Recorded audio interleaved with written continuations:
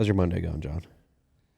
It's going relatively good, but I had to deal with a lot of fiat shit this morning, so I've got that out of my way. So I'm like a little bit brighter now. Got a little walk in the sunshine coming in here, so it's getting better. Having to deal with fiat shit is never fun. No, it's not. It's like terrible. There's this crazy stuff seems to be happening to me. It's weird actually.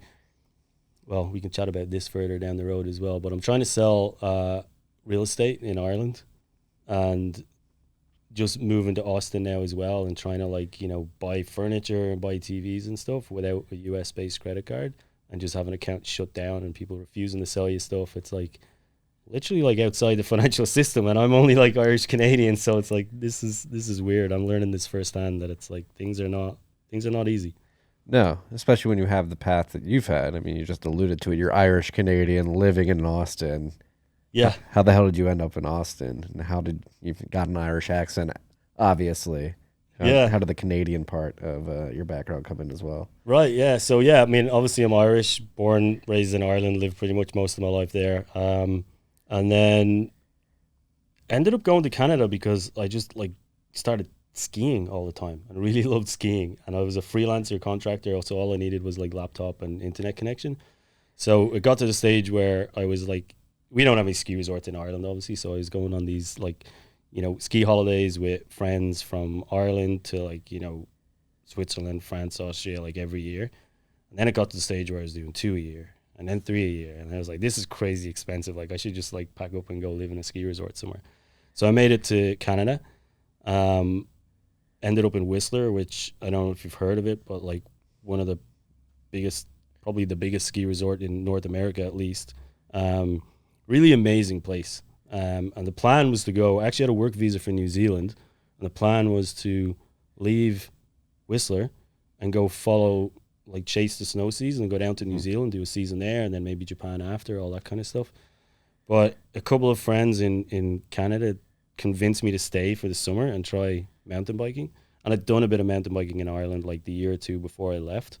And just like absolutely fell in love with mountain biking all over again in Whistler, because they got like the biggest downhill mountain bike park and amazing trails all throughout that whole like corridor from like Vancouver, Squamish, like Whistler all the way into Pemberton. Just amazing biking. So yeah, summer rolled into winter, rolled into summer, rolled into winter, and like 12 years later, I was just like lifting my head, going, "Oh my God, I'm living under a dictator. I got to get out of here." So I left and crossed the border like a couple of days before the crazy vax mandates came in, and yeah, Bitcoin Twitter was telling me to go to Austin, and so I landed in Austin. Why were you listening to Bitcoin Twitter? I don't know, those crazy guys is just like, I don't know. But it was funny because, like, living up in the mountains in Whistler, like, there wasn't any, like, Bitcoin meetup. There wasn't any Bitcoin connections. There was, like, just Bitcoin Twitter was my only connection to Bitcoin. And, like, obviously I'd started working on Zaprite and stuff and had a startup, so I was getting, like, very interested in it. And now it's just weird that I'm, like, down here in the middle of, the center of the Bitcoin universe of the world. Like, it's pretty amazing that, like, it's amazing what being around Bitcoiners does in real life. Just having conversations face to face with people, and working in Pleb Lab, and having other developers and stuff around you. Like, it's really, really cool. So yeah, it's weird having that transition from like being cocooned on my own up in the mountains in Canada, and then just like landing down in the city in Austin and being like, oh my God, there's this big amazing like Bitcoin community going on everywhere. So that was pretty wild. Yeah, no, it is pretty. I mean, I moved to Austin probably right around the same time that you did. Yeah, about 6 or 7 months ago. Yeah. Yeah. And it is true, everything you just said. It's so much better being in person with Bitcoiners. I was on my little island in South Jersey, and there were some Bitcoiners that would come and go, but you never had the type of experience that you have here around such a mind share. Yeah. Like, before you even got down here, let's talk a little bit about your experience, which I think is extremely cool. Like, how'd you get into Bitcoin in the first place? So you're a freelancer. Did you get introduced to it via freelancing and like getting paid from? So I'll go all the way back to the start. It's embarrassing, but not too embarrassing, but it's kind of half funny. I'll tell that story. So I found Bitcoin in 2013. I really, really wish I could remember where it was, but it was definitely reading some article online. and obviously got interested in it because I'm a tech guy, web developer, like designer. Like I kind of was very interested in it as soon as I read about it. So I started doing a little bit of research, and this was maybe the middle of 2013, maybe like kind of like August, September, maybe a little bit later. And there was this website in Canada that let you buy Bitcoin with your debit card. It was crazy because like there was really no other options, but I found this awesome website. I think it was called QuickBT, and it would allow you to buy Bitcoin just with your debit card. But it was restricted, I think, to like $25 or $50 like every 24 hours or something like that. So I just said, oh, I'll try this thing out. So like downloaded Bitcoin Core, was running like, you know, full copy of the blockchain. It was like, this is really weird. Why have to download gigabytes and gigabytes of data? This seems like really crazy, but like, you know, I'll investigate.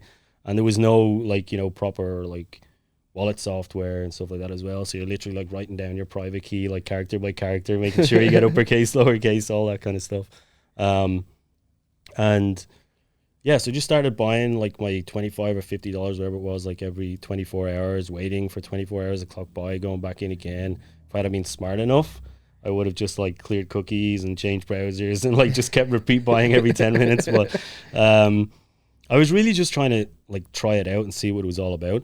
And eventually, and this is the embarrassing part, eventually after like maybe like a couple of weeks or a month of like buying Bitcoin, the Mt. Gox run up like in 2013 must have started happening, and I started seeing I was getting like less and less sats for my like $50, and I was like, what the hell's going on here? Like this, I'm getting less money, because I thought, you know that phrase like I'm in it for the tech. Yeah, that was it. I was in it for the tech. I was like, this is really cool. It's like internet money. It's like pegged to the dollar somehow. I can use it way easier than a credit card. I can buy things. And then I was like getting less and less from this like website. And I was like, this is a scam. I'm out here. Totally didn't understand like number go up technology or economics or anything. Like I was just, and that's obviously a fault of like the education system. Like we all were in that position where we just don't know any of this stuff.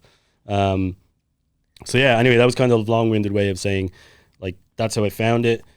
Left it in 2013. Came back a little bit in 2016, and then, you know, I was like, oh, I think I must have read another article, and I was like, yeah, I got some of that Bitcoin stuff from years ago, like, and found it. And then again, naivety, I was like, oh, I shouldn't be like looking after this myself. This is really risky. I should probably like put it somewhere. So like I Googled and found Coinbase and swept the wallet and put it into Coinbase, and, and I was like completely going the opposite of like what I should be doing. And then of course, like, you know, as soon as I got into Coinbase, I saw Litecoin, Ethereum, and everything else, and just like went on a shopping spree and got wrecked on, you know, 2017 ICOs and everything else, and got completely obliterated and wiped out in 2018. And then that's when I really started like looking deeper into it and really understanding what Bitcoin was, and the value of it. And then maybe like about a year later, this is where I was kind of thinking to myself, like, I really want to do something in Bitcoin. I want to get into the space. Like I want to like try and contribute, but like I wasn't like a hardcore coder. I couldn't like, you know, look at PRs and go through like the Bitcoin code itself. So I was trying to find stuff, and I was maybe trying different startup ideas and things. And then eventually I just kind of thought, well, I'm a bull Bitcoin customer, and like I use their site all the time to like buy Bitcoin. But at the time I thought like being a designer, like their website like was terrible. So I basically like spent a weekend doing up a whole like Adobe XD like UI mockup and prototype, and like basically just like jumped into Francis DMs and said like, hey, longtime customer, love you, love your service, but like your website needs a hell of a lot of work. Here's something I worked on over the weekend. And he was just like, oh, holy shit, this is awesome. Like let's chat. And then so I actually got a job as a freelancer doing that, and then I had to like invoice and get paid in Bitcoin. And I was like, all right, well, how do I do this? And trying to run BTC Pay server. BTC Pay server was awesome, but I was like running one of the first like Casa nodes or something out there, and I was trying to like get it up and running and expose URLs and create like store URLs and stuff. And I just didn't really know what I was doing. So eventually I kind of left that, and then just started using my cloud invoicing software and putting on the bottom of the invoices, like, if you want to pay me in Bitcoin, like hit me up. We'll make it happen. Yeah. And then about a month later, they just sent a blanket email out to everybody saying, if we catch you with anything to do with crypto or Bitcoin on your invoices, we're just going to like ban you and shut your account and close you down. It's so fucked up. It's fucked up, yeah. So, but that was the kind of final straw then, where I just said like, all right, fuck it, I got to build something myself. This is how Zaprite came to be. That's how Zaprite came to be. That's like the kind of long-winded way of how I got to where I was like, right, like I need a tool. I'm just going to build it for myself, and that's where it started. So, as somebody who's a contractor working remote and sending out a lot of invoices, like what are, or like particularly when it comes to Bitcoin invoices, what are like the biggest pain points? Like when you're at Bull Bitcoin trying to do this, obviously you mentioned BTC Pay Server, but what are like some of the things that freelancers run into when they're trying to invoice and collect money? Well, there's a couple of really like just really basic things. Like if you're sending, like most of your work that you're going to do is still going to be denominated in fiat. If you can get it denominated in Bitcoin and sign like a year-long contract or something, then you're winning, like, because number go up, right? You're just going to get the same like Bitcoin as the price goes up. So that's like kind of great. But most people are going to denominate in fiat. So let's say you're sending an invoice for like $1,000 to somebody, like you charge $100 an hour, you do like 10 hours work, you send them an invoice for $1,000. You send it to them, and then like, you know, how do they know how much Bitcoin to pay? Yeah. Are they just gonna like go to some website and like check the price and go do their calculations and go, okay, this is it, and then pay it? But you know, if that happens immediately, then okay, great, like you're probably fine with that. But what happens if it's like, you know, net 30 or net 45 or net 60? You don't know when you're going to get paid, so you just can't really be relying on the payer to do all that kind of stuff. So at a very basic level, you just needed some kind of tool that is able to just like take an immediate live price when someone goes to pay it and generate the QR code and do the payment. And then the secondary part of that is actually just like stamping the transaction into some kind of like database or account so that you can actually start going through it and seeing what your cost basis is, so that in the future you can like do your accounting and your tax returns. Look, nobody likes paying tax, but we got to do it. And part of that when you're earning Bitcoin is you've got to have a cost basis for your earnings. So you don't have to go to the tax man and say like, oh, I took in this much Bitcoin and these are the addresses I have and these are the like transaction IDs. But you got to be able to say like, you know, I earned $100,000 this year, or I earned $50,000 this year, and pay your tax on it. So you got to have that USD or whatever the fiat denomination is recorded as well. So, you know, that just makes your life easier in the future. So that's kind of the MVP of Bitcoin, was launched with those kind of basic features in mind. And then obviously like there's just so much more we can expand on top of that. Yeah.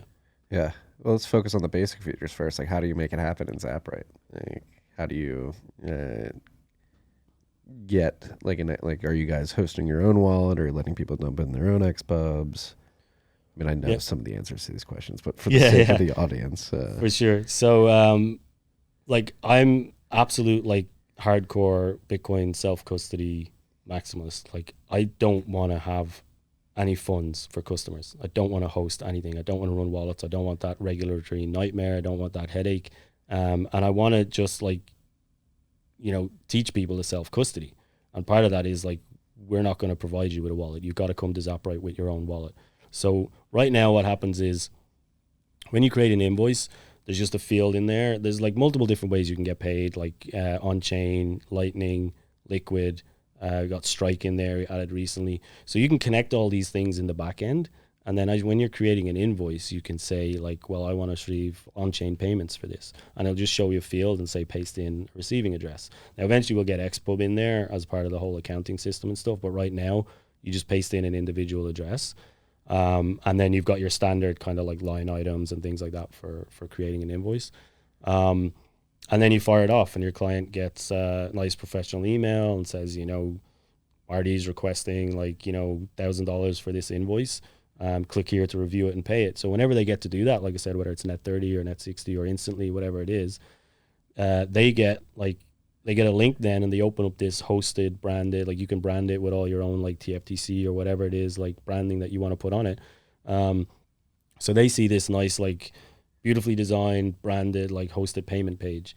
And when they go to pay, then we just do a quick like live check of the price, and then take your, like do the calculation for the amount of BTC, take your Bitcoin address, show the QR code, and then that's it. Or if it's Lightning, if you've connected your own Lightning node, like we allow people to connect directly to their Umbrel or my node or anything like that through LN bits, so they can just put in their Tor address and like invoice read-only key.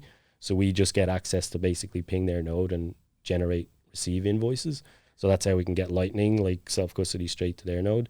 And then Strike as well. If you've got a Strike account, you can just literally plug in your handle, click connect, and then we'll generate all the Lightning QR codes from that.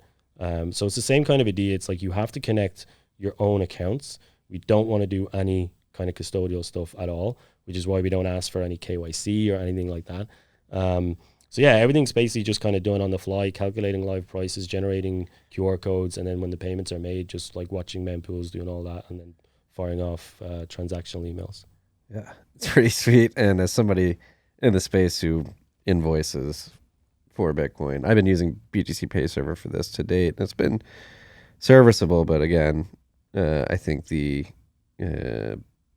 what you're building at Zaprite is extremely interesting and useful due to just like the suite of products and the UI specifically that makes it like easy, intuitive, and communicates with you.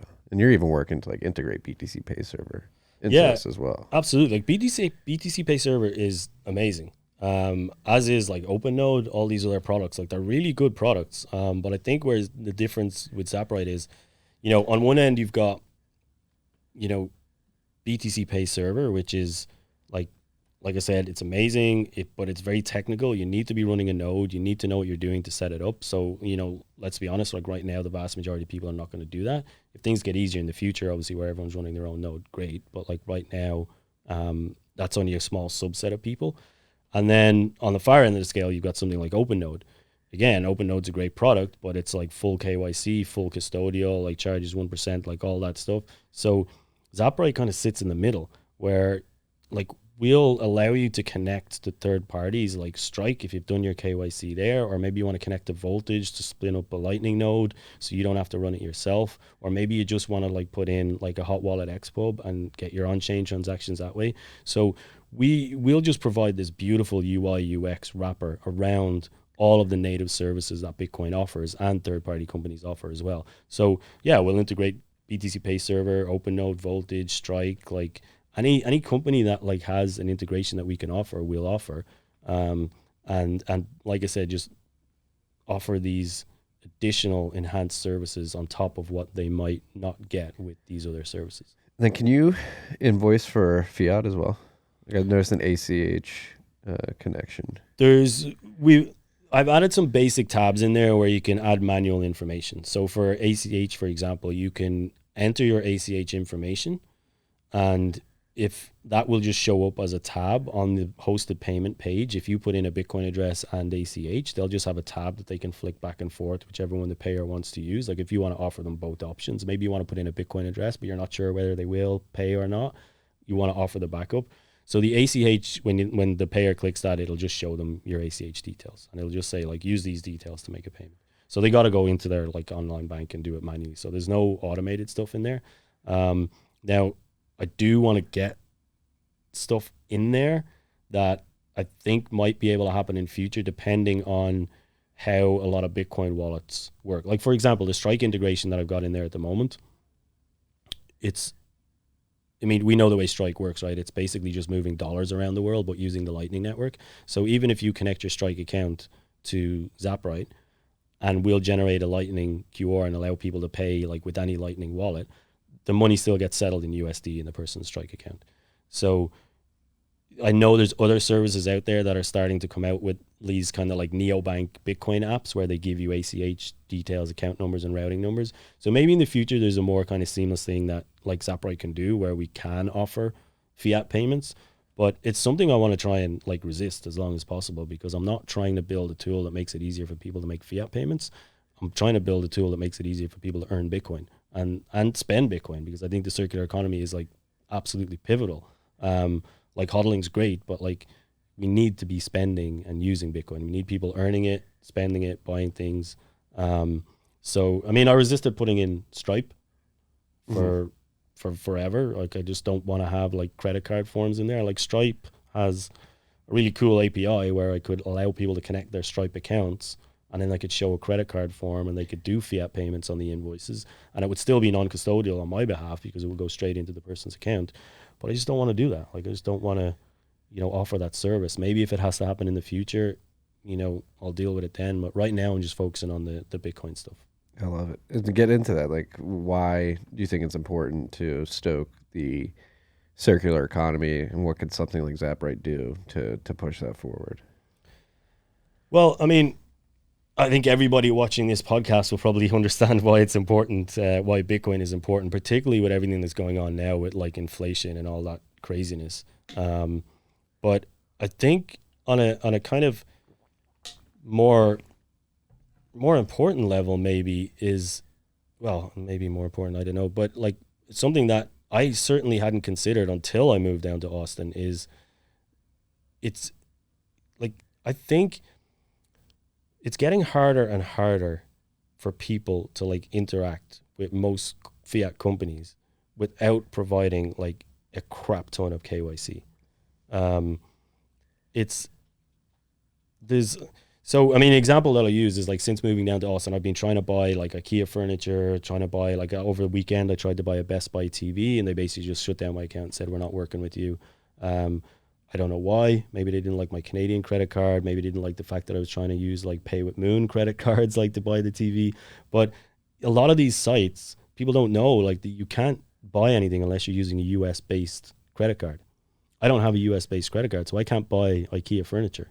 I had to use Pay with Moon credit cards to try and buy IKEA gift cards to then try and buy on IKEA. And it worked once, and then they caught on to the fact and then just like shut down my account, so I can't buy anything anymore. Same thing happened with Best Buy. They're just like, nope, we're not allowing you.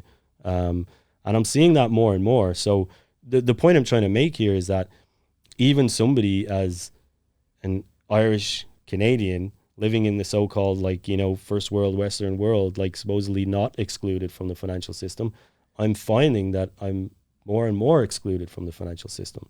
And I think the reason is because, when the internet came out, everything was amazing. Everything was, wow, we can do all these like credit card payments online, and people can have e-commerce, and people can set up their own stores. And isn't this amazing? Like mom and pop stores can like spin up like e-commerce shops and like take money online.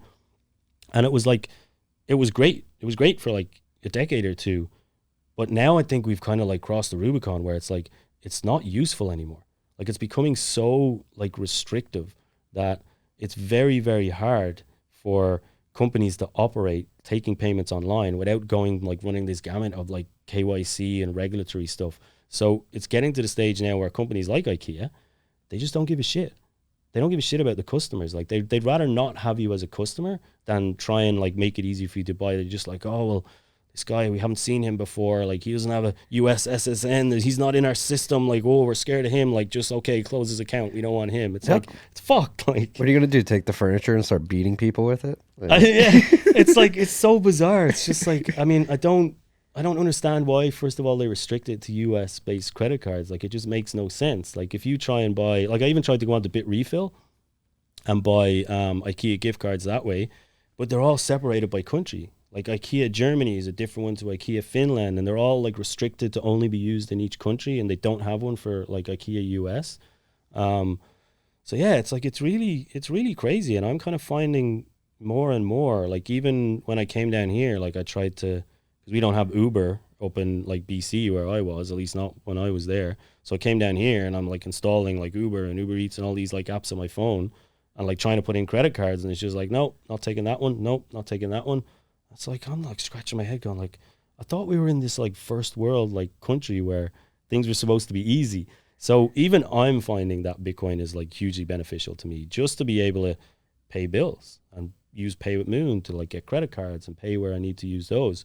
So, I mean, I can't imagine what it's like for people in other countries like that live in like way worse situations. So yeah, to go back to your question, like the reason it's so important is because I think we've crossed this Rubicon where it's like companies are just going to make it harder and harder and harder for you to interact with them unless you can jump through these hoops and provide all this information and prove you are who you are.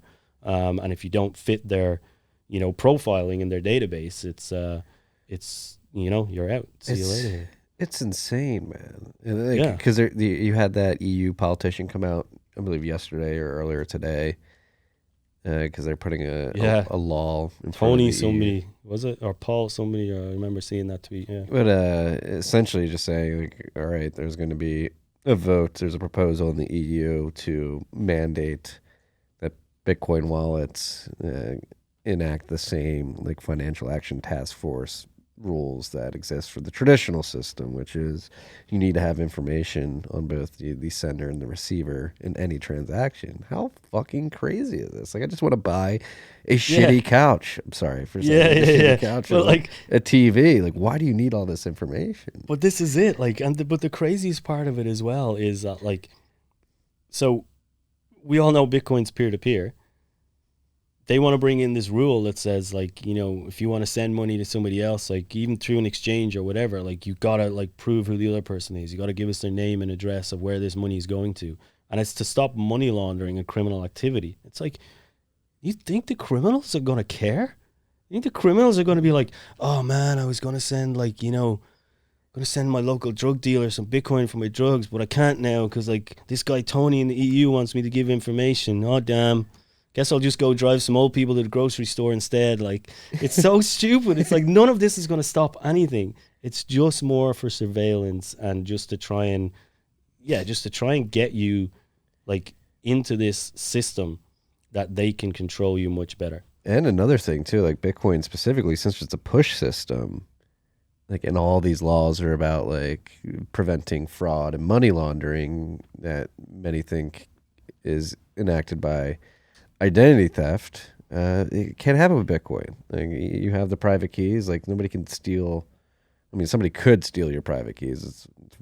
It's harder than stealing credit card information. Private keys can be stolen, but you can make an assumption for a wide swath of transactions that are made on the Bitcoin network that the person who actually owns the Bitcoin is instigating or inciting that transaction, broadcasting that transaction. Yeah. And so you don't need all this overprotection data collection policy because you can probably, with a high degree of probability, basically have certainty that the person sending the transaction is the person who actually owns the Bitcoin. Yeah, 100%. And I've always had a problem with that whole identity fraud thing anyway, because, you know, first of all, like if identity fraud happens, the first thing the bank will do is they'll phone you up or they'll send you a letter and they'll say, oh, sorry, sir, you've been the victim of identity fraud. And like the first response to that should be like, well, no, I haven't. You were the victim of identity fraud. Like, you fucked up. You got fooled because someone walked into your bank and showed a fake ID and you got fooled. Like, that wasn't me. You were the one who was supposed to be responsible for looking after this stuff and you failed. So like you said, now that responsibility comes back onto me because I have my private keys. And so none of these laws are needed anymore. They're all just superfluous for, like, you know, some old crap fiat world that we like had to live in for a while. But yeah, that whole thing just annoyed me anyway. It was like they're bringing out laws that they say are here to protect us, but they're the ones who are responsible for our information at the end of the line anyway. And just, it never made sense. Never sat right with me at all. No. And they just insecurely hold this data, get stolen. Yeah. Oh, we need more laws to take more data because all the data got stolen. Yeah. Wait, what? Yeah. Exactly. Yeah. Yeah. It's like, let's just like, you know, let's just like govern you harder because like we can't do it right the first time. So let's just bring more laws. But yeah, I mean, we've seen, you know, all the kind of hacks that have happened recently, particularly in the Bitcoin space and stuff with basic services like email campaigns and stuff. And it's just like, you know, I remember the BlockFi one from like a year or two back. And I remember thinking, like, they got their marketing database hacked. And they had this huge laundry list of things that got exposed, like name, date of birth, email address, home address. And I remember thinking to myself, what the hell is like an online digital only company doing with your home address in a marketing database? Like, it makes absolutely no sense.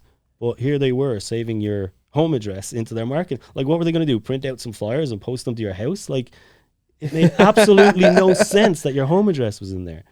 Like, it's just, all of it is just bizarre. And I think a lot of it as well is companies just trying to like be safe and overreach and try and like, again, it goes back to, like I said before, I think we've just gone past this point where companies are just too scared now.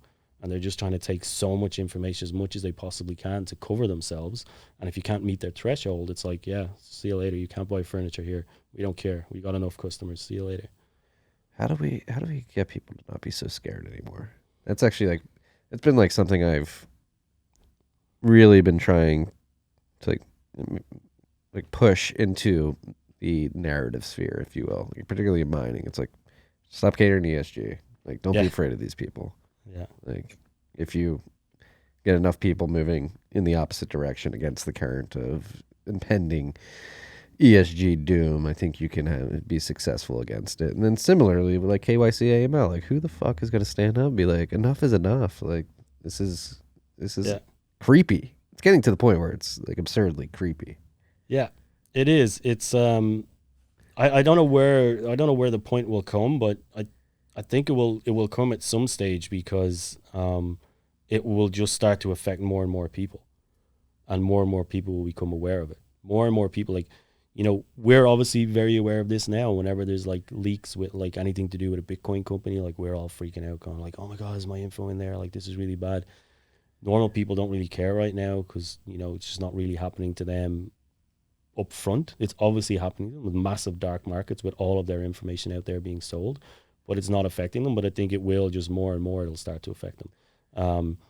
If that doesn't happen, like from the, you know, identity theft like point of view, it'll just happen from like CBDCs and all that stuff, where they just start to realize, oh crap, I don't have less freedom, less financial freedom. Like, I'm being controlled with everything I do. Now, there's a lot of people who will still just be asleep and like go along with all that. Like, some lemmings won't care, but I think more and more people will wake up as time goes by to realize that they're just shopping habits are being restricted. Oh shit! I can only buy bug patties today. Yeah, yeah.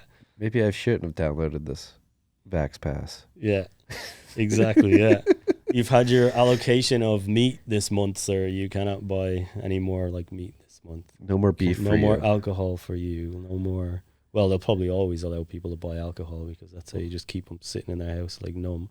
That's what they did the last 2 years. Yeah, exactly. Couldn't go to the gym, but you can go to your local liquor store. Yeah, exactly. Yeah, that was it. Close down the playgrounds, close down the gym, close down everything, but like leave the liquor store open and the Costco's, because like, you know, those wealthy guys got to get their money in. Yeah, don't only leave the liquor store open. Let's get it going 24/7. Yeah, these people. There's a lot of desperation out there. We need to get in their booze. Yeah, I mean, I felt that I drank a lot during the. Yeah, there was a couple of months as well where I did, and then I actually went through wild swings. Like, there was a couple of months where I was just like going through like a lot of booze, because like pubs are closed, and you know, I'm Irish. I like to go out to a pub and have a pint and meet friends. Pubs are closed, so it's like, oh yeah, I'll just buy a 6-pack and have it in the house. And then you go through and you're just like, oh holy shit, man, I'm drinking more beer. And then I went through this whole like phase where I literally just stopped. I think it was like January 21? Anyway, New Year's resolution, and basically it's just like, right, I'm trying to do a dry January.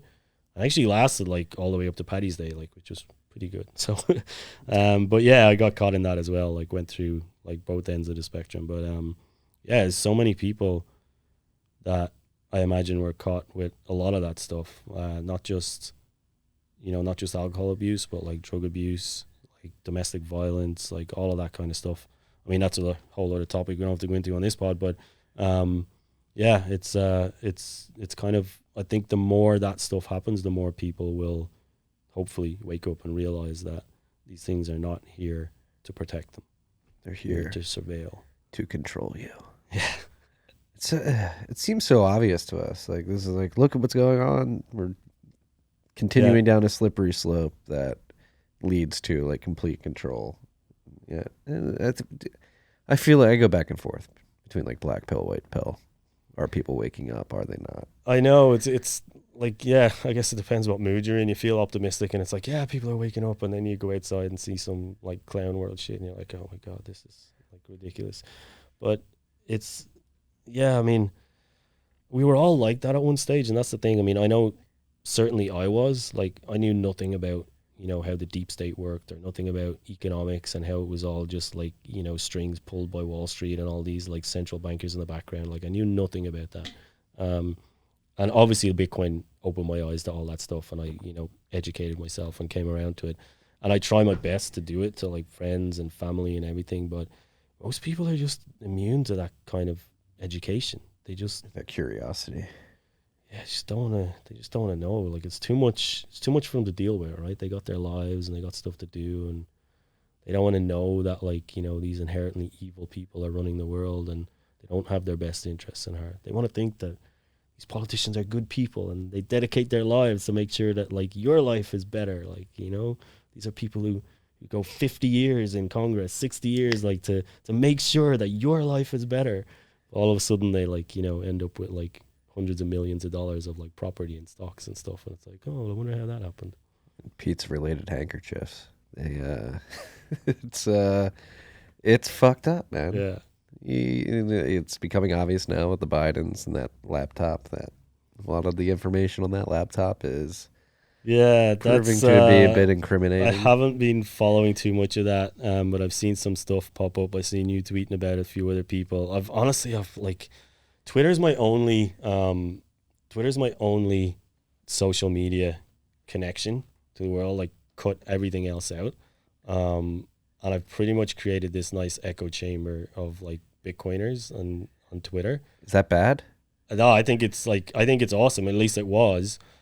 But now with all this like Ukraine, Russia stuff, and like even everything with like Will Smith last night, I'm just like, my feed is just starting to fill up with garbage. And I'm just like, all these Bitcoiners that I thought were like, had better things to do with their life, and my feed is just full of this shit that like I just don't want to hear about and don't care about.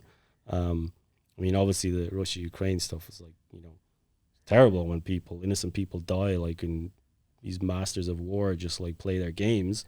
But, I try to not get involved in all that stuff. So I'm even kind of just contemplating like switching off Twitter for a while, because I can't do it. But like, it's hard because I obviously have a Zaprite account for Twitter account for Zaprite as well. And that's my only, outlet for that. So I don't know, maybe I need to hire like a social media intern or something and just say, deal with this. Like, I'm out of here. It does get very noisy. I've actually been using Twitter less over the last few weeks, just because I'm busy. And that's actually, I've been very optimistic the last few weeks, and I think it's because I'm busy, just seeing everything that's going work on. Pulls you out of that. Like, work, when you got stuff to do, you're like, life's good. Yeah. Right? Like, when you find like, it's just like idle hands, right? Like, you always find this other stuff to occupy your time, and if you don't have anything to do, you're going to be on Twitter, like doom scrolling. Yeah, exactly. Yeah. It's not good. It's not like, even before all this kind of annoying like politics, real world shit was starting to get me down, I just knew I was spending too much time on Twitter anyway. Even just looking at Bitcoin stuff, I was like just scrolling way too much. I was like, nah, I got to start up. I can't spend time like doing this. So I've been trying to be good at not spending a lot of time on it, and now like this whole, everything that's going on now the last couple of weeks as well, I'm just like, this just gives me a good excuse to kind of switch it off for a while. Yeah, and you're very busy. I mean, you got big plans for Zaprite. I should disclaim 1031's an investor in Zaprite. Yeah. Oh yeah. Right. Should probably say that. So 1031's invested halfway through raising a pre-seed round, and obviously 1031 in there like from the start, and that's been awesome. Like, you guys were like my number one pick. Not just saying that because I'm sitting here with you, Marty. But no, it's been amazing to have you guys on board, and it allows me now to just kind of like hit the ground running faster, because now I can hire, like, I'm gonna hire a full stack engineer. There's going to be a job going up on Bitcoiner jobs on that, like, pretty soon, probably hopefully sometime this week. And then, just like a huge ambitious roadmap that, a lot of stuff connected to invoicing and accounting and stuff like that as well, but just some other kind of side stuff as well that I'm thinking through my head that I kind of think could easily be like integrated in. So a lot of potential to build something like really, really cool here. But, when you're just solo founder like myself, there's limited time that you can do stuff. And then I'm dealing with like, trying to get immigration visas and trying to sell the real estate in Ireland and trying to like, move into an apartment, buy furniture, all that kind of, like, it just sucks your time out every day. But now I'm starting to actually, get a handle on the plan on what I want to move forward with. And then obviously like having a full-time engineer on that will be like an amazing help with all of that stuff. Signed on Nate from VP Engineering for Bull Bitcoin as advisor, which is I'm so stoked about that. Like, he's like literally he's been there right from the start. I got to know him when he was still at Verify, and like obviously through working with Bull Bitcoin, and I worked with Verify as well. Got to know him, and then reached out to him and asked him for help when I was starting Zaprite, just to get like the kind of tech stack up and running, because like I'd never built like a React JavaScript like modern stack app before in my life, like never coded in JavaScript ever, so had to like kind of roll my sleeves up and like learn that and do it. But I got a lot of help from Nate with setting up like the GitHub, the like continuous integration, like all of that kind of stuff, getting the hosting up and running, and a lot of the other kind of like integrations, database integrations and stuff that needed to be done. So he's been phenomenal. He's been like amazing help from the very start, knows the product like inside out, and has just been like a great friend over the years. And now obviously like has moved down to Austin as well, or is in the process of moving here.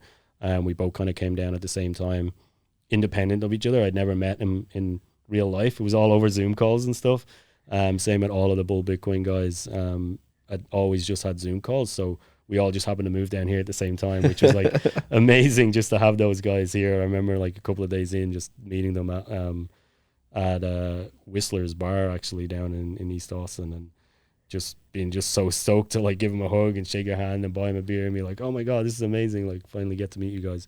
But yeah, having Nate on board has been like, that's something I'm really, really stoked about, because he's a phenomenal engineer, and he's going to be, he's really going to help with kind of guiding like the dev team and like helping out with like kind of, hiring and stuff like that. And that side of stuff, which is, like I said, I'm not an engineer. I don't consider myself an engineer. A lot of people try and call me like a front end dev, but maybe that's a bit of a stretch. I could call myself that, but I mean, if you've gotten the product to this point, I think you can consider yourself an engineer. It's very beautiful. And cheers, Marty. Appreciate that. It's yeah. I mean, I'm starting to kind of come around to that now and take that kind of I'll take those points for sure. It's I'm kind of proud of what I built. I probably spent a little bit too much time on the front end, but it looks good and I get a lot of comments on that, so that's pretty awesome. I wanted to try and build something that was a little bit different. I just didn't want to have another Material UI bootstrap app like that was the same as everything else. But at the same time, like when you're kind of launching a startup like this, you don't really want to spend too much time on front end, because it's all about proof of concept and trying to get people using it and getting feedback and stuff like that. But hopefully the design helps. I think design is, I'm a design nerd. I'm a graphic designer by trade. It's what I went to school as. So like I think design is hugely important, particularly for like services and apps like this, like the software side of it, like the consumer retail side of it. I think design needs to be thought about for sure, as it does with all of these apps. But I think because we're working in a brand new space, like a Bitcoin space, where a lot of this stuff just hasn't been done before, then I think we're dealing with like a lot different like UI UX components and things that have to be like obviously like thought through. So, and that's where like things like the Bitcoin design, like Slack and stuff like that, is like hugely beneficial.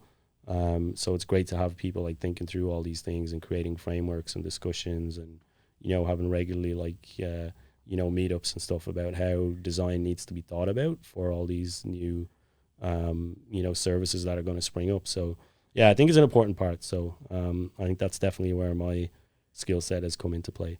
But it's been really fun, like learning React and stuff as well, and doing all that like JavaScript stuff as well has been awesome. Yeah, I mean, I've said it many times on this show. We have Ben Trisha on, who's contributed to the Bitcoin Design Guide. I've tweeted about it. I think, like you just said, the design landscape in Bitcoin is so wide open. Like if you're a designer and you want to actually like make your mark on the world and like create design flows and UX flows that are innovative and have long-standing stature, like Bitcoin is the perfect place the ecosystem to come in and start building those experiences and those interfaces. Because like you mentioned, there's so many new variables to take into consideration when you put Bitcoin into the mix, like address structure, hot wallet, cold wallet, lightning, all that stuff needs design and experiences built on top of it. Yeah, absolutely. Because even as like Bitcoiners, like sometimes a lot of this technical stuff is confusing. And obviously like a lot of that stuff is back end stuff that devs will figure out.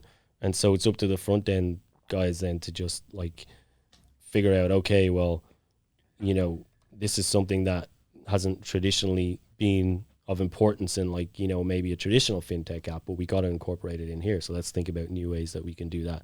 So that's like really exciting. But yeah, I think everything has to be rebuilt on the Bitcoin stack. I mean, everything that we think of, like every single service out there, like has to be rebuilt. So if you're a designer, marketer, like whatever it is, and you're trying to think of a way to get into Bitcoin, like my early story that I was talking about, like just kind of figure out what your skill set is and then just like go to the Bitcoin community and say like, this is my skill set, this is what I'm thinking of doing, this is how I think I can contribute, like point me in the right direction. And yeah, I think there's going to be a lot more opportunities for people like that to provide benefit to the Bitcoin community based on their particular skill set. Yeah. And then you can build a product. One day you can wake up and be like, oh, I was hoping to build Bitcoin, and I ran into a problem where I needed to get paid. And I wound up building a product that allowed me to do that much easier. Yeah, well, they're always the best products, is something that's built out of a need that like the founder had, because you're trying to solve a real world problem right from the start. Whereas sometimes people build products that they're not sure if there's going to be a need for it. But invoicing and accounting in particular, I think is going to be huge in the next kind of like decade or two. Why do you think that? Just for Bitcoin and like Bitcoin specific invoicing and accounting, because if we end up moving on to a Bitcoin standard, or at least more and more companies decide they want to be on a Bitcoin standard and they hold Bitcoin treasury and they operate mostly using Bitcoin, then they're going to need accounting tools that like account for that and that know how Bitcoin works and how you can optimize your kind of cash flow and everything, your capital gains tax, like any kind of loss taking and stuff like that. Like there is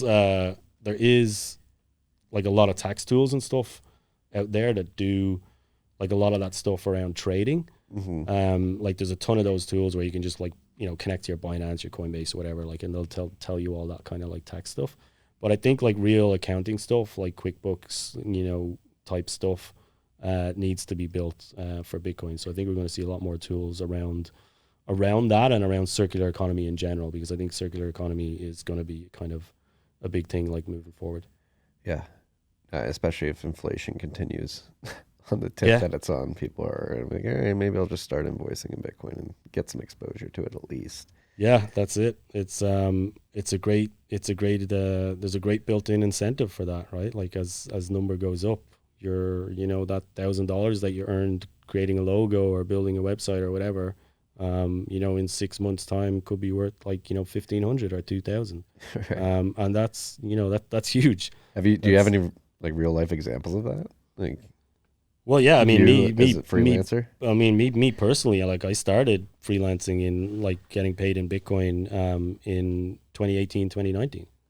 So like any of that Bitcoin that I still have is obviously, worth like 5x or 10x or whatever it is, like from back then. So all of those little jobs that I was doing here and there for people, like, oh, you need a flyer done, like, €200 or like $400 or whatever it might be. All those amounts are now like worth more. And that's, that's huge.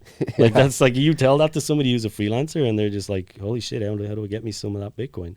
It's like, well, you use Zaprite. You start like using the tools that allow you to invoice and get paid in Bitcoin, because I think earning is a great part of it, because it's also KYC free. Yes, it is. That's a great part about getting paid in Bitcoin. But I want to lean into, like, do you think there's something psychological for people when it comes to earning Bitcoin versus buying it straight up? Do you think there's a little less stress when they're earning it, a little more stress? Like, how do you think people view that in terms of like getting into Bitcoin versus buying? Yeah, I think that's a good question. I haven't really thought about that before, but I think definitely there's probably less stress in the earning side of it, because when you're buying, there's always that stress of looking at charts and like, oh my God, if I just wait, it might go down a little bit more. Or like, there's always that kind of, when you're like, we're all doing that when we're buying, right? But when you're earning, it's kind of out of your control. You just send the invoice to your client and $1,000, and whenever they pay it, they pay it. Whenever it comes in, you're just like, okay, great. Now I got Bitcoin. And now, because it's part of your actual, like, you know, income, you're going to be more guarded on what you do with it, like when you sell it and stuff, right? Because now it's instead of like it being your disposable income that you've just bought some and you're kind of sitting on the side, you might be more tempted to trade it. Whereas now it's like it's income, so you're like, okay, well maybe I should kind of hold on to that a little bit longer and try and like make some cash flow plans and kind of like use it a little bit better. So I think there's definitely more benefits to earning it than just like simply buying, but obviously like buy it as well. Yeah. No, I mean, I would agree. Yeah. Somebody buys, earns cash, buys. It's the earning feels good too. Earning Bitcoin. There's nothing better than for this podcast sending out an invoice to an advertiser and they pay in Bitcoin, and it's like, wow, I'm reading these ads and I got paid Bitcoin for it. It's great. It's awesome.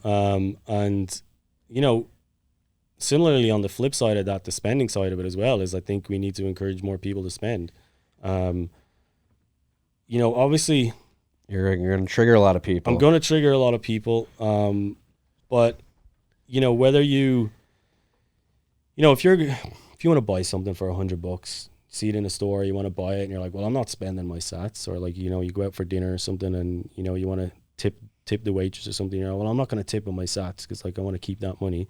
Like, you got to think about it that you end up with the same amount of sats either way, because you either like still have your dollars left over that you didn't use and then you just like replace your Bitcoin, or you spend like your dollars and you still have your Bitcoin. So you still end up with the exact same amount of sats anyway. The only issue is the capital gains side of it and the accounting side of it. Like, you know, if you're out tipping $20 to like, you know, server for dinner, or you're like paying your buddies for like beers or whatever, like you obviously don't care about the capital gains side of it. But for businesses, you know, it's probably a big issue. Like, I mean, I know there's people who are using Zaprite to send out like invoices to Bitcoin companies, and even some of the Bitcoin companies are not paying in Bitcoin. They prefer to pay like ACH and fiat. And I think that's something that we need to change. We need to start saying to people like, well, no, like, you know, you're a Bitcoin company. You need to start like spending your Bitcoin. And again, like it's the capital gains and the accounting side of it that scares people off. So I think if we can make better tools for that, then we can incentivize people to do it more.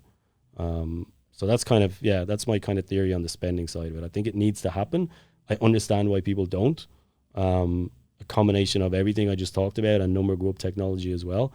But we need to just build better tools. And I think incentivizing the earning side of it will naturally just force the spending side of it as well. Because if you're living on 100% Bitcoin or the majority Bitcoin, then you just have to spend some at some stage. No, I mean, at CFTC, we're finding that out. We a lot of our revenue is shifted towards Bitcoin,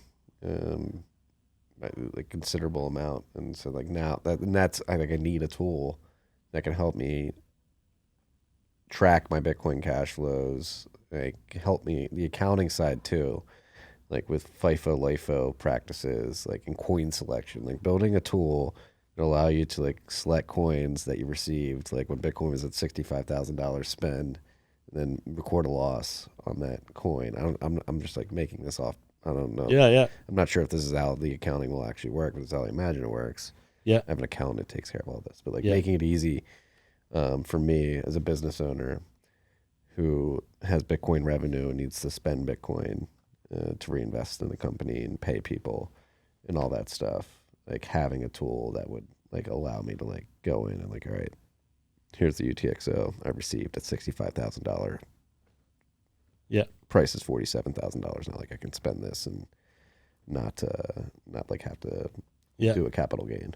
Absolutely. Like all that stuff I think is critical. And this is why I mentioned before that I think, you know, the next decade or two, like accounting is going to be huge, because this is what we need. Like we need all of these tools. Like, you know, wallets have them built in, you know, coin selection and stuff as well for like privacy purposes, but we need them for accounting purposes as well. So I think a lot more of that stuff has to be like thought through. Trying to do it all, like privacy is a big thing as well. Like, I mean, I think I'd mentioned this before, or maybe it was before we started recording, but one of the things I want to be able to do is try and keep it as like build all these tools, but keep privacy as the main kind of like core concept, because financial information is, it's private. Like, people generally don't want that shared, or at least they don't want it like being exposed. So the more of these like cloud hosting services that you use, and Zaprite is one of them right now, the MVP. You're potentially, running the risk of like the information being hacked and leaked. So, I'd love to be able to like tackle that problem, which is, absolutely like firmly on my roadmap, is to try and build all these tools with privacy in mind. Like I said, we're non-custodial, non-KYC. We want to just build the wrappers around the current like stack and allow people to like plug in their own wallets. So if we can do that some way, but also manage to like map transactions into a database and like do a whole accounting thing as well, where we're not exposing like transaction IDs and stuff like that. Like that would be amazing. Like, I think that would be a huge like beneficial tool. How are you thinking about doing this?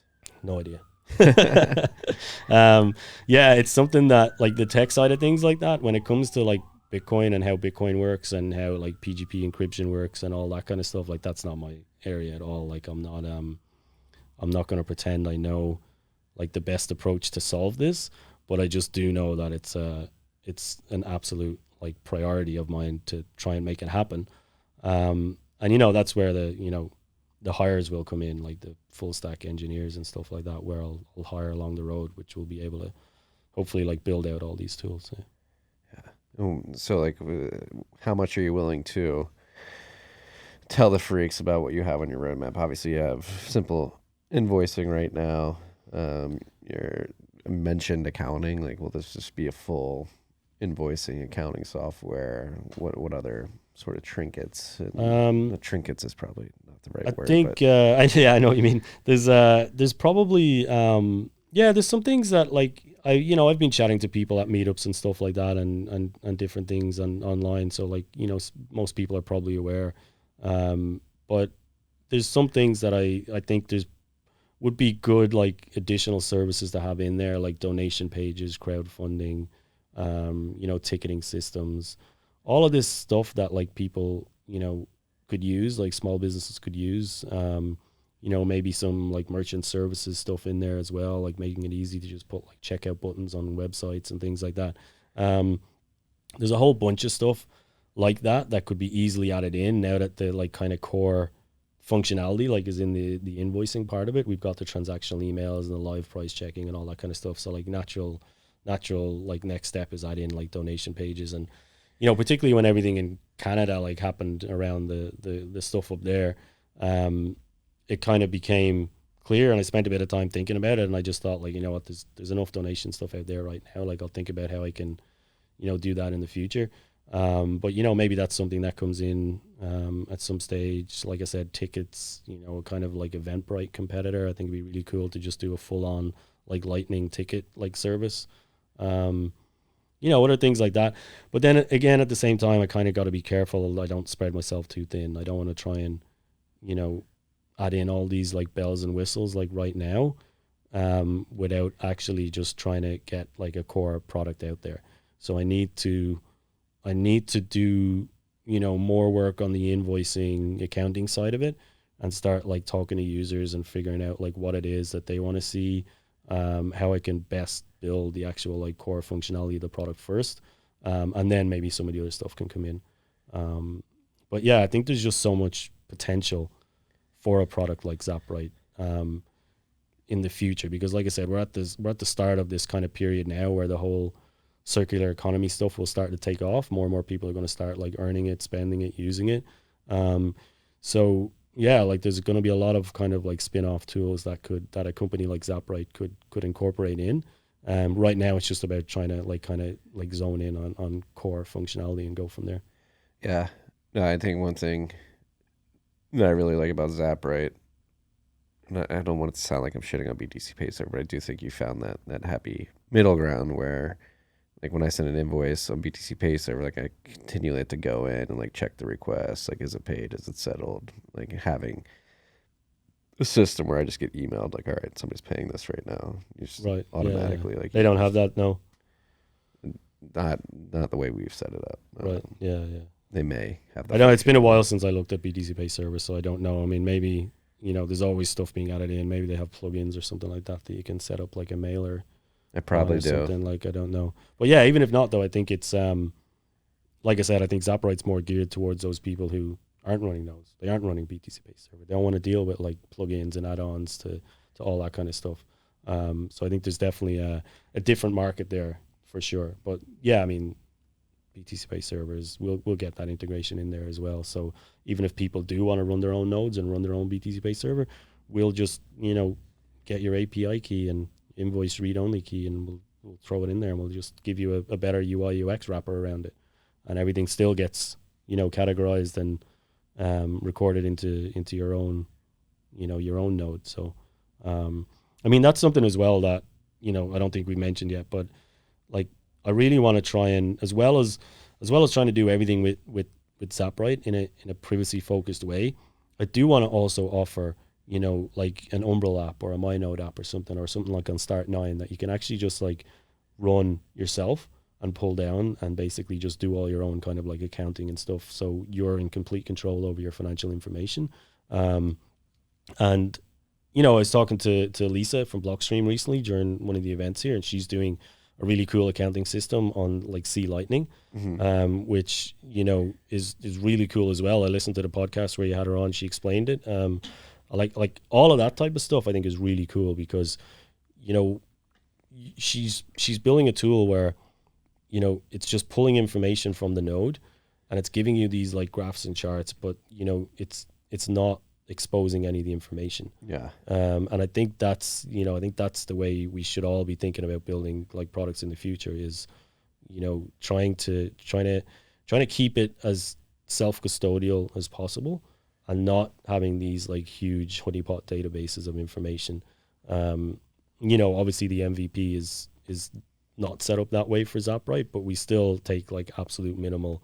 I mean, you only need an email address to sign up, but definitely looking at ways of, removing ourselves from a lot of the third-party services like that can be like a threat in the future.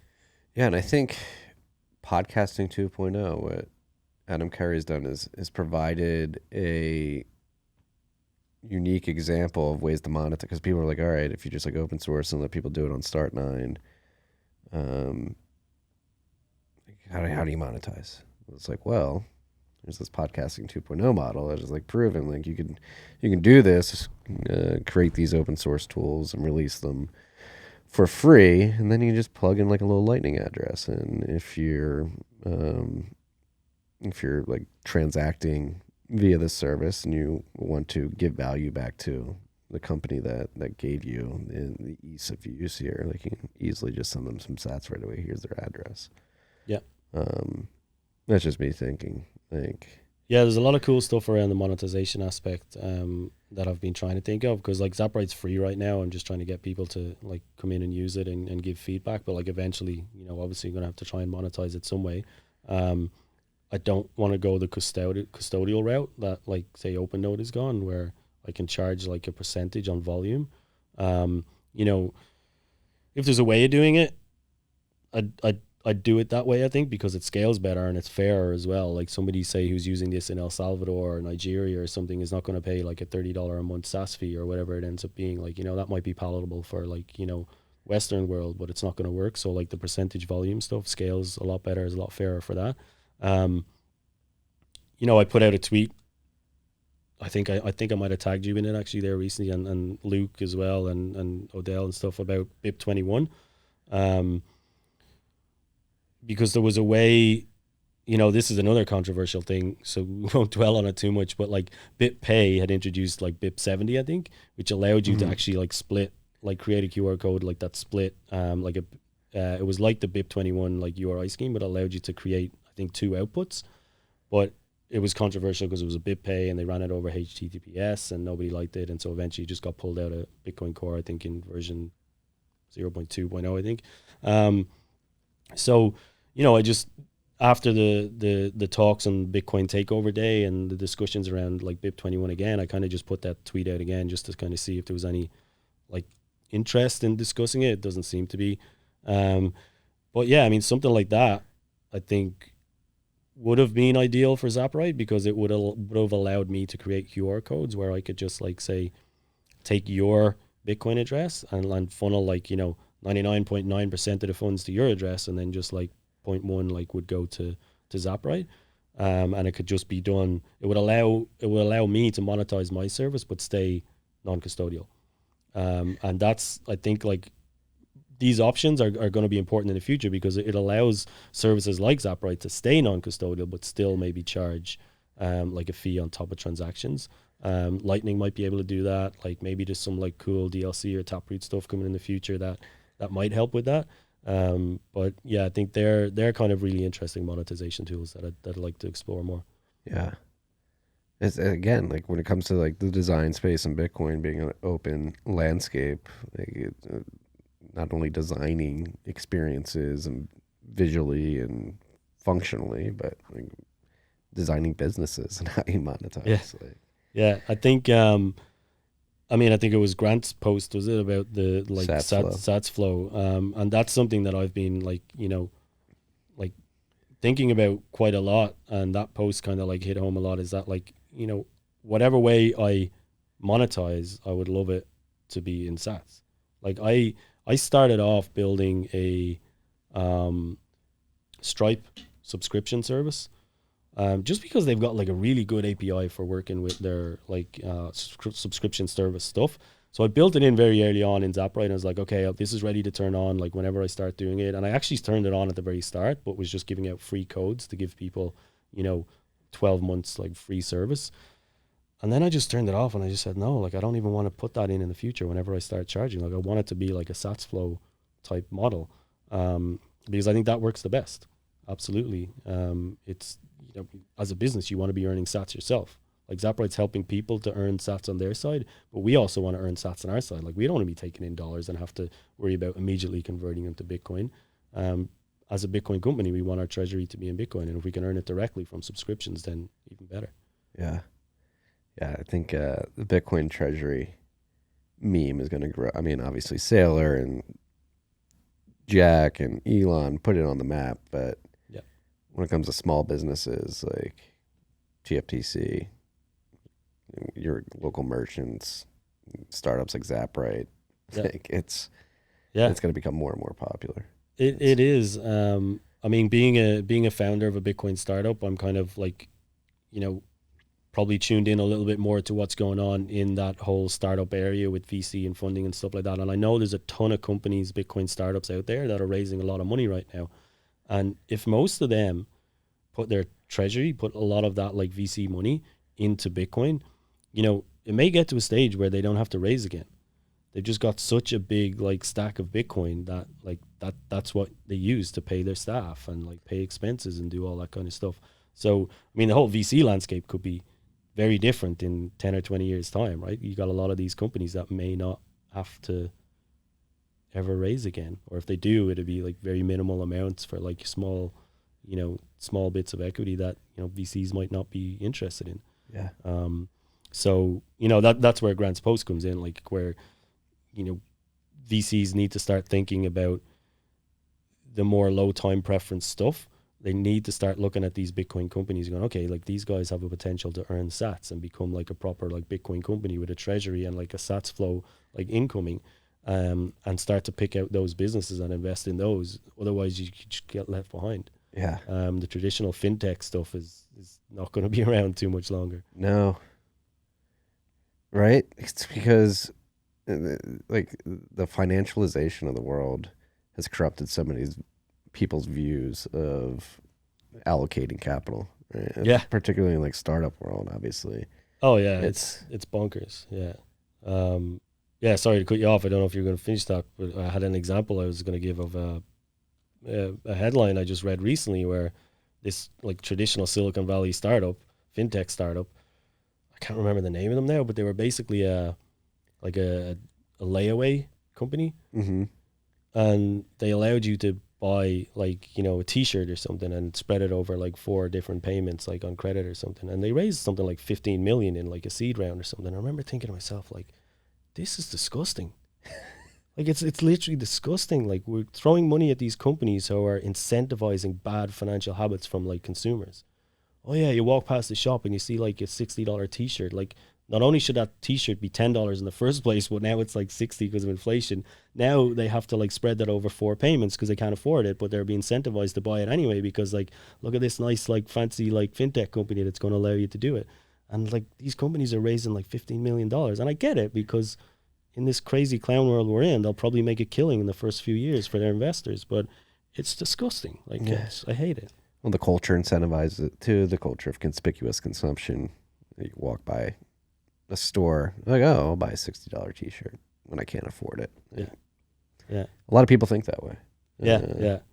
And again, like the great definancialization. That's what I think DeFi is, the great definancialization. Yeah. Of the world. I like that. And people have not, and many people screech about it. You can't have deflation. You can't have prices going down. You can't have a money with a fixed supply. Like it's happening. Yeah, it's gonna be good. That argument is so daft. It's like people are not going to spend if they know that their savings are going to be worth more in the future. It's like, well, maybe they won't spend on like frivolous crap that was like made in China, like for like 2 cents and sold to you for 20 cents because if it breaks, you just buy another one. It's like, this is the stuff we need to get away from. And this is where the whole like ESG narrative is BS as well, is because like you fix all of that stuff and then you don't have this worthless consumption that's like polluting the environment just to give us this cheap crap that we can buy over and over again. People will always buy stuff that they need when they need it. And that should be the way it is. Somebody who runs a Bitcoin company with a Bitcoin treasury and needs to keep the lights on, I can confirm that when push comes to shove, you will part ways with your sats to keep your business running and stuff like that. So and then like at an individual level, like you notice the benefits.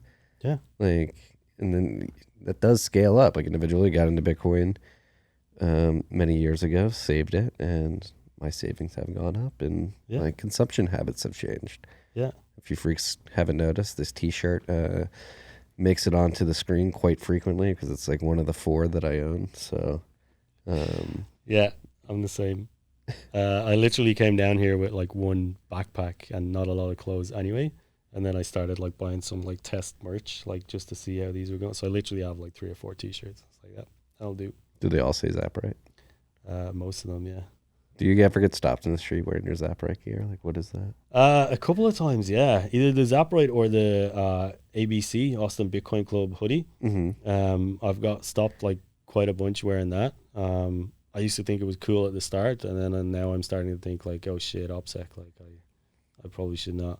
Not many people with Zaprite, just because people don't know what it is. But if I'm wearing 2 together, like the T-shirt and the hat, they obviously go like, "Oh, this is some like Wait until this podcast drops. You're gonna be getting stopped at the street. There we go. On the street Won't be able to walk home this afternoon. Kid, we're not that big. It's that whole kind of like going back to like the VC incentive model thing. Like it's just completely broken in the current world. So hopefully we can kind of get people to think a little bit more about their spending habits. And yeah, I mean, it's a win-win situation. It enforces people to build better products that last longer, right? Whereas now everything just breaks because you can buy it again so cheap again. It's like, we need to fix that. Yes, I completely agree. It's we need to bring back long-lasting things that people put a lot of effort into. Actually, like, it's been cool to see Brecky on Bitcoin. Yeah. In his art, like I think obviously Bitcoin's had an influence on him, but like seeing him like get into like hardcore sculpture. Yeah, that's awesome. Make like that eye sculpture. It's like I want to see more of that. Like, people getting into like that low time preference, like proof of work. Yeah. It's awesome. I mean that's as Bitcoiners, that's obviously how we think, and we have this like low time preference thing. We want to go and like live on the farm and raise kids the proper way and like have them eating proper food and putting work in, like proof of work to actually like make our lives better. And you know, hopefully we can convince more people to do that, because it's obviously the better way for us as individuals and for society as a whole, because this kind of crazy, you know, clown world show that we've been on for the last 50 years is just absolutely not sustainable. Yeah. Yeah, I think what's good for the individual, if it doesn't perturb the non-aggression principle at scale, is good for the whole, right? At the end of the day. Yeah, I mean, you got to think so. Yeah, I mean, it has knock-on effects. Yeah. Good people doing good things produces a good community of good people. Good people. Yeah. Yeah. The and good results. One question I have is, so like, how many how many people can you use Zaprite around the world? Like, how many currencies are you guys viable with? Like, so pretty much right now using the CoinMarketCap API. Mm-hmm. That's another thing I need to kind of change and have some backups, because I know they had troubles recently. But yeah, I think they support like a whole bunch of fiat currencies. So whatever they support, like I think it's like, you know, well over 100, like whatever's in there, we'll be able to do the conversion.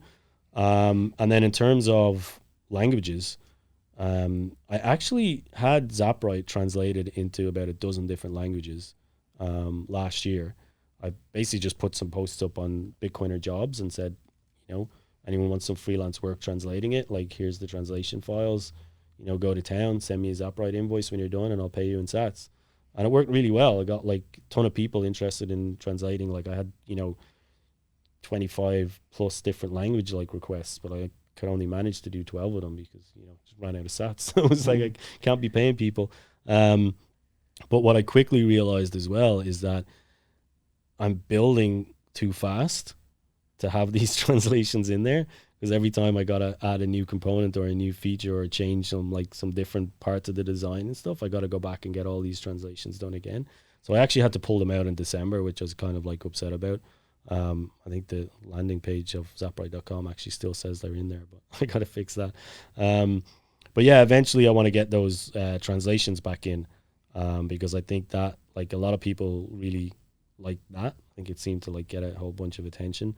And yeah, and then like I said, the CoinMarketCap is a whole bunch of fiat currencies that we do. So between that and the translations and everything else, like I think it's basically just available globally. Hell yeah. Let's get people paid in sats, you know? Yeah. It's a worthwhile endeavor, I would say. And it's actually a much needed service too. Like, the easier we make it for people to receive sats, again, like your flow is really intuitive. Like you said, when you first started buying in Canada in 2013, and you had to like download Core and write down your private key. Yeah, no idea what I was doing. Yeah. If like, in terms of invoicing, like having something this simple could potentially increase the likelihood of an individual being like, all right, maybe I will work for sats. You take that stress away from them. Yeah, exactly. That's it. And there will be a lot of tools like this. Like, I mean, QuickBooks will probably integrate Bitcoin at some stage. I think they might already be working on it, but it's and there'll be others as well. But I think the more tools like this we have, the better. And like I said, I think Zaprite's just in a prime position to be able to offer a lot of these services that we need to like quickly onboard newbies. Like I said, we got all the stuff on the nodes sorted out, all the tech guys, we can figure it out. We can run our invoices, we can run our BTC Pay server for the most part if needed. And, you know, there's like OpenNode and other people if you want to do, you know, the custodial route as well. But even OpenNode is not a patch on Zaprite when it comes to like design and user experience. So I think that whole middle market where people eventually, like the hope is that we start orange pilling more people, right? And they start looking for these tools that are like, okay, well, what can I use to earn Bitcoin? And then Zaprite pops up and says, oh, we can use this without like having to run a node or without having to be, you know, a Coinbase customer or some other custodial service. You can basically just download Blockstream Green or Wasabi or anything else you want to download, and plug in individual addresses or expubs, like whatever you're comfortable with. And if you want to do a little bit of KYC on some other service like Voltage or Strike or anybody else you want to do, you can plug that in as well. So yeah, I think there's a lot of potential to onboard like newbies through a tool like Zaprite, where we can kind of like remove hopefully a lot of the friction of earning Bitcoin. So I think that's key. Oh yeah, I'm a user as of today. I set up the flow finally. Right on. Yeah. I haven't had to send a Bitcoin invoice in a while, so I do have to send one soon. Yeah. So I want to make sure I get that integrated with everything. And I was telling you, I finally got a bookkeeper here at TFTC, and this will make it very easy to like hand to him and just be like, all right, here's all the information you need to hand over the account. Exactly. Yeah. That's it. What how can the freaks help? Start using Zaprite. Like I said, it's free right now. Get in there before we start charging for it. Sign up, just need an email address, no KYC. Start using it, send invoices, send feedback. That's really what I need right now, is like more people using it, giving feedback, how it all works, any bugs, anything that's going wrong, any feature requests, suggestions that they might have. That would be amazing, is just to start using it and seeing if it fits their need. If it doesn't fit their need, they need something else in there, let me know. I'll work to get it in there. Or even just get on Twitter at Zaprite app and just start DMing, or getting on the timeline and start just flinging me suggestions and stuff, on asking questions about, if you need help onboarding, or you still got questions about it, like ask me, because I know the marketing website needs a massive revamp. That's kind of next on the to-do list. So yeah, basically just like hit me up. Happy to chat, jump on calls, get feedback, do all that stuff. You've got a job posting on Bitcoiner Jobs too, full stack dev. Coming up soon. Not there just now. Just finalizing that, and we'll get that up soon, hopefully this week. Mm-hmm. So look out for that. And then other than that, just use it, see if it works, go through the flow, see how easy it is, because it is really, really simple. You can have an invoice sent in 2 minutes. Nice. It's a really simple tool to use. But yeah, the getting the user feedback is crucial. That would be awesome to get more people using it and sending me feedback. Where can they find it? App.zaprite.com. The marketing website is just zaprite.com. So it's just a simple landing page. There's not too much information on it, but there's a little bit of FAQ and stuff on there. And there's a blog.zaprite.com, where I'm starting to add different articles and tutorials on how I think there's an article there on how to create your first invoice, so you can go through that before you sign up and see how easy it is. But yeah, first step is just app.zaprite.com. Punch in an email address, you'll get like a passwordless sign-in link, and you can go from there. Works beautiful on mobile as well, mobile friendly. Go for it. Go to town. Do your worst. Send me your feedback. Outside of Zaprite, like what parting notes do you have for the freaks out there? I guess, okay, so there's one thing that I think I've mentioned this before, and I always try and mention it whenever I can. Two kind of things. One of them I mentioned before, but one, like, community is hugely important. I've learned that from, coming down to Austin and joining like Pleb Lab with Car and Kyle and the boys. I've made like amazing friends with those guys, but also just being around developers and coming to like the BitDevs meetups and the Austin Bitcoin Club meetups and the more events and hanging out with Bitcoiners in general. It's hugely beneficial if you want to like learn more, but even if you're like thinking about a startup and trying to do something in the space, community is huge. So I know we got G, who's just started the San Antonio meetup as well. So, start meetups in your area, go to meetups if there already is meetups, and just don't sleep on the community aspect of things, because it's huge. It's how we build a kind of like strong groundwork of like just kind of orange pillars just doing their business and trying to get everybody on board. I think is definitely a ground up movement. The community aspect, that's one thing like outside of Zaprite I think is like hugely important that I've benefited from personally. And then the other aspect, I think I won't touch on it too long because we did earlier in the podcast, but just if you think you've got some skill sets then you want to get into Bitcoin, just think about how you can do it. Like, start reaching out to Bitcoiners, join Bitcoin Design community in Slack. Follow TFTC podcast, like start listening to other people who've started businesses. And thanks for the show. Yeah. So that's kind of really it, is just don't be afraid to get out there and think that, don't think that you can't do something just because you're not like a hardcore dev and you don't know how Bitcoin works, you don't know how Lightning works. Like, I mean, a lot of us still don't know how that stuff works. But if you want to get involved, just like reach out to people and your skill set will slot in somewhere. Yeah. There's a lot to be built, freaks. Get off the sidelines. We could use you. And that's why I'm pumped that we were able to finally sit down. It's been fun getting drinks with you every once in a while here in Austin. And yeah, we'll have to go for a pint again soon. Yes. It's time. We weren't able to do it on St. Patty's because of bit devs and all the shit going on that day. Yeah, there was a lot. That was a busy week. That was an awesome week. No, it was awesome. It was. I'm still tired from it. I'm still recovering from that week. Yeah. Now we have to roll. I'm going to Houston this week, and we got Miami next week. Are you going to be in Miami? Yes. Yeah. I couldn't make it last year. I couldn't get out of Canada with all the COVID nonsense. So they were kind enough to roll over my ticket to this year. So I'm pumped. I'm going to be there. Hell yeah. Not in any kind of Zaprite capacity. I still hadn't managed to get sorted for any of that stuff. But I'll be there networking and hanging out with people and going to after parties and just generally experiencing Bitcoin conference for the first time. So yeah, stoked. I'm pumped. It's going to be bigger than the World's Fair in Live Aid combined. So prepare yourself. Right on. Yeah. All right. Well, I'll definitely see you in Miami. Hopefully see you later this week. Thank you for coming, dude.